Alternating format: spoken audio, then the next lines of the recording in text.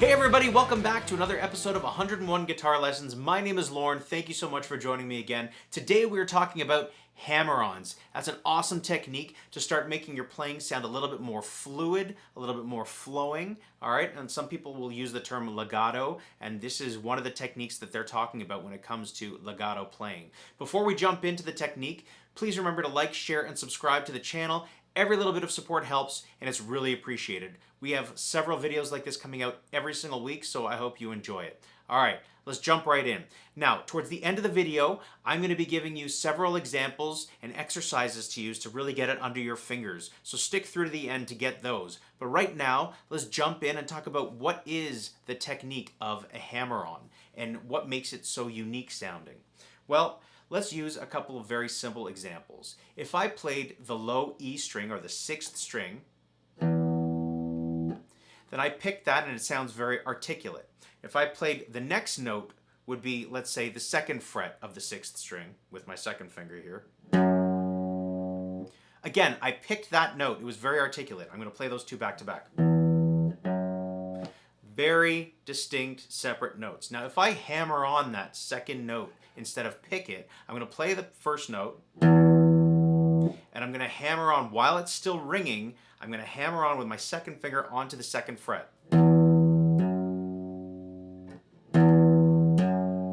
All right, let's take a closer look.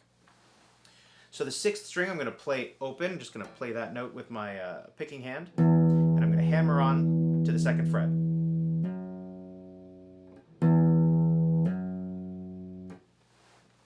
So that's the basics of a hammer-on from an open string. All right, you're picking the note once and you are hammering on. Now they typically happen on one string where you're gonna hit one note and hammer on to the next. All right, now right now we're using open strings. It doesn't have to be an open string though. It can be a note that you're already playing. So let's go ahead and play that 2nd fret, just randomly choosing frets here. It doesn't really matter. You're going to put your 1st finger on the 2nd fret of the 6th string and play that note. It happens to be an F sharp. And what we're going to do is we're going to hammer on our 2nd finger onto the 3rd fret, okay? After we play that note and let it ring.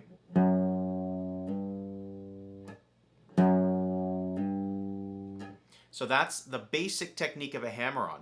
Now, how do you apply it in a more musical sense? Well, what you want to do is, let's take a scale, for example. Let's say the F sharp minor pentatonic scale. Why F sharp? I don't know. I happen to start on F sharp. So that's at the 2nd fret, and that would look like this.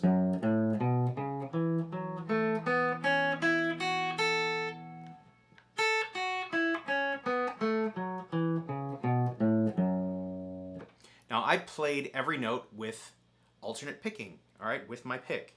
What I'm going to do this time is I'm going to play the 2nd note or the higher note on every string with a hammer-on. I'm going to be hammering on either with my 4th finger or my 3rd finger, depending on the string that I'm on. Now, if you don't know the minor pentatonic scale, check out this video right here. All right, that'll teach you all about the minor pentatonic scale so that you kind of know what we're doing. Go check it out and come back. But otherwise, let's dive right in and let's take a close look. Here we are with the F sharp minor pentatonic scale, 1st position.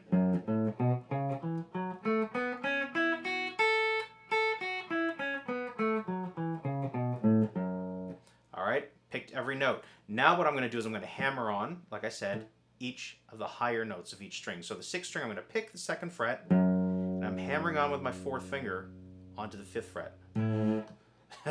That was very exaggerated, and I got a bunch of different notes that I didn't want, but here you go. That's better. 5th string, 1st finger on the 2nd fret. I'm letting it ring, and I'm hammering on. All right, now notice there's a bit of a snap at the end of the motion.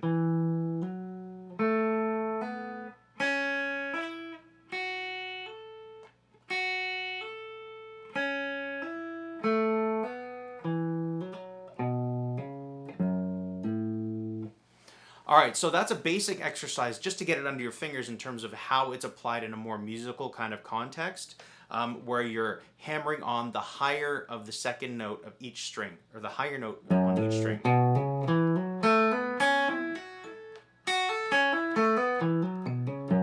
Now, what tends to happen when you're just starting and getting, your fingers basically strong enough and stretched out and you've got all your chords together and you're starting to learn scales, and learning how to solo, then you want to pick up this technique is people do what I call a touch-on rather than a hammer-on. They're not aggressive enough with the movement of their finger. All right, let's take a close look and I'll tell you what I'm talking about. So right here, what people will tend to do is this. So you hear how the second note is getting muted. That's because I'm really more touching the note than hammering on. There's a snap.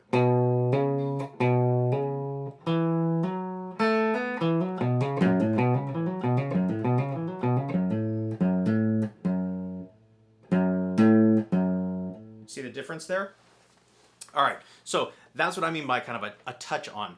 There really has to be a snap at the end of the movement with your finger. The way I like to talk about it is if you've ever seen the inside of a real piano, there are little hammers there that hit on strings that look like guitar strings.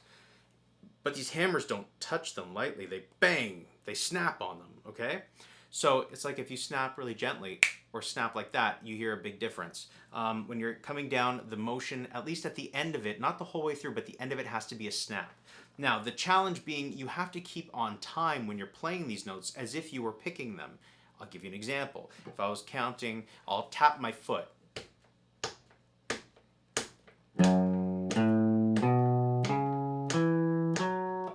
Just that as an example, as a part of the scale. I picked every note on time with the tap. So I'm going to tap my foot again, and what people tend to do is rush the hammer because they know they have to make it snap, and it'll sound sort of like this. Here's the tap.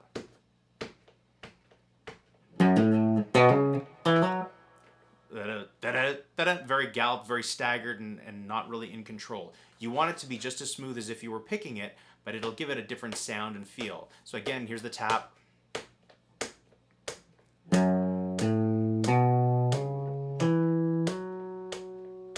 Notice it was a little bit smoother, okay? So that's what you want to work on when you're just getting it under your fingers. Now, so far we've only been talking about 2 notes per string, whether it's an open string to a closed note, right? Or whether you're already playing a note on that string and hammering on to a higher note. Now, there are scales that are 3 note per string scales like the G major or any major scale. Let's talk about the G major scale because I said it already. It's a 3 note per string scale.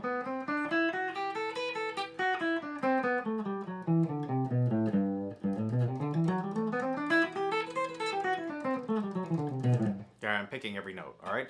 So it sounds articulate, everything's there. You know, if I was to do it with a click, with a tap.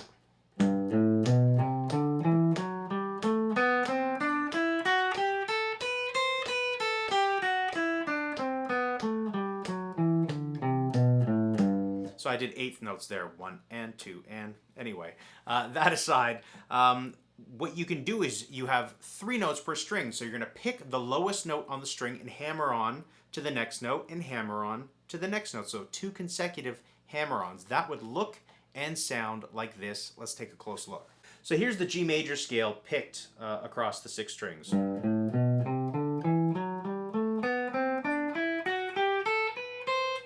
All right, so that's the 3 note per string G major scale. If I go ahead and hammer on the 2 higher consecutive notes on each string, but pick the first one, it'll look and sound like this. I'll do it as slowly as possible. So just on that string, you can hear it doesn't have to be rushed. I can let this ring out. I'm holding it for quite a while. All right, and you can still hear the emphasis of each note because that hammer is dropping rather than the touch.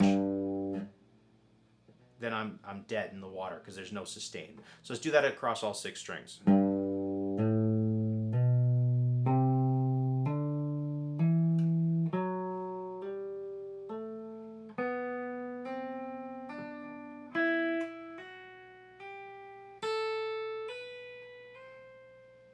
All right, and you'll hear, especially because I'm doing it so slowly, that there will be a drop off in volume on some of the notes. I'll do it at a more regular pace.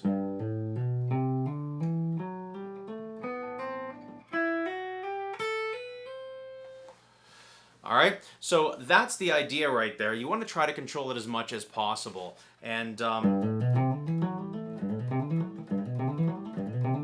you will start to develop speed after a while. Now, there are great exercises to work on hammer-ons, like I told you, and we're going to get into that right now, okay? So those were a couple examples that you can use. If you know those scales and are familiar with them, then use them and go for it. But just to practice the technique itself, outside of a musical situation, let's say, we know the basic finger exercise, like 1, 2, 3, 4.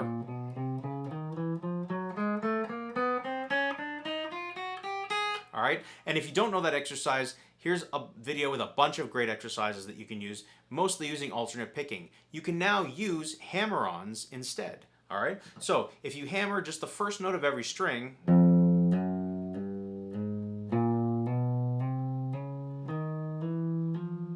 and on and on and on, then you can practice trying to get the notes to about the same volume. Now, I don't have any compression on the guitar. Usually when people play legato, they'll have a little bit of gain or compression to even out the sound. I'm going pure clean on a Telecaster. I don't know what I was thinking, but generally speaking, there you go. And so that's exercise number 1. And you can try it with a metronome to try to stay in time. Let's take a closer look.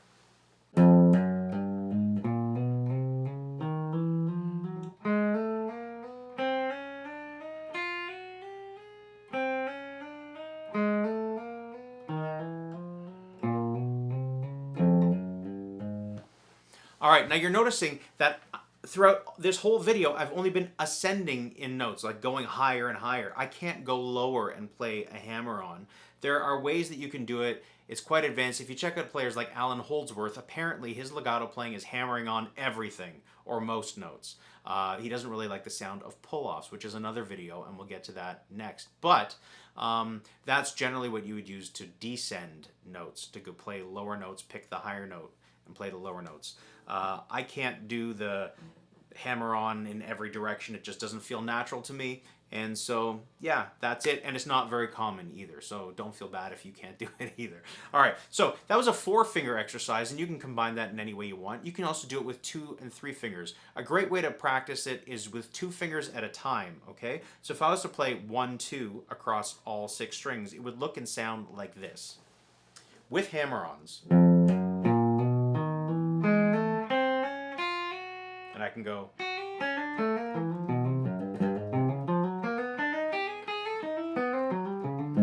On and on and on. I can now take 2 different fingers, like 1 and 3. All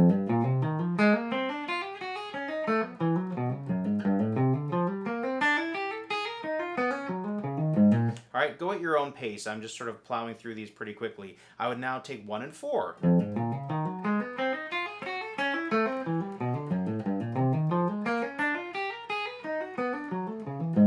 On and on. Now, I would break it up and take the 2nd and 3rd finger. And this is where it's going to get really challenging.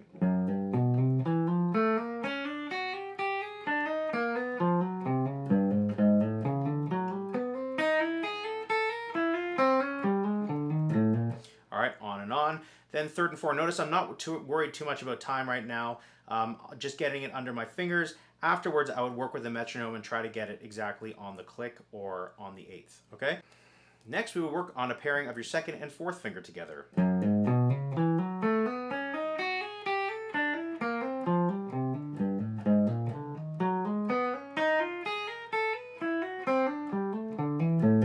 And all the way up the neck.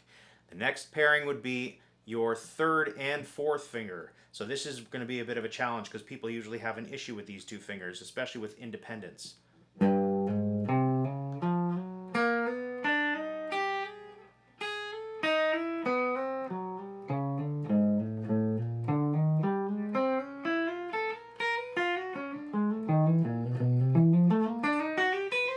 on and on.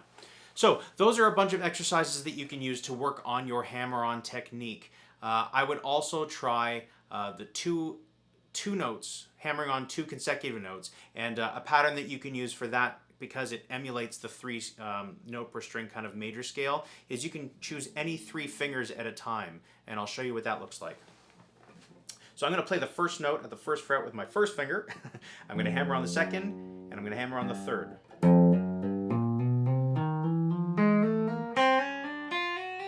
Next Next, I'm going to choose this combination of fingers, 1, 2, 4.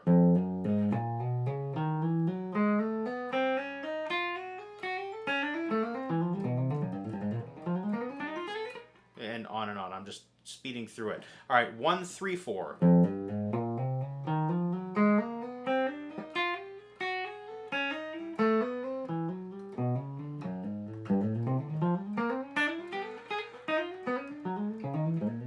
On and on. And the last example I'll give is stretched out. I'm going to play my first finger on the first fret, second finger on the third fret, and fourth finger on the fifth fret, okay?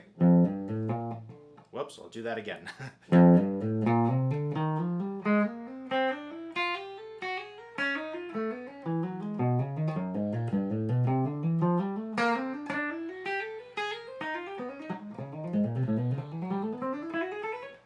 And there we go. So those are a ton of exercises that you can use. Number one, it's going to strengthen your left hand, your coordination, your stretching, all your finger independence, and you're going to work on your hammer-on technique. All right, that's it for today's lesson on hammer-ons. I hope you enjoyed it. If you found it valuable, please like the video. Remember to share it with all your guitar friends and subscribe if you like these videos. I'm putting out lessons several times a week, so you can get a lot out of it, hopefully. And if you're subscribed, you won't miss it. There you go. Thank you so much. Join me on the next lesson. Until then, my name is Lorne. Take care.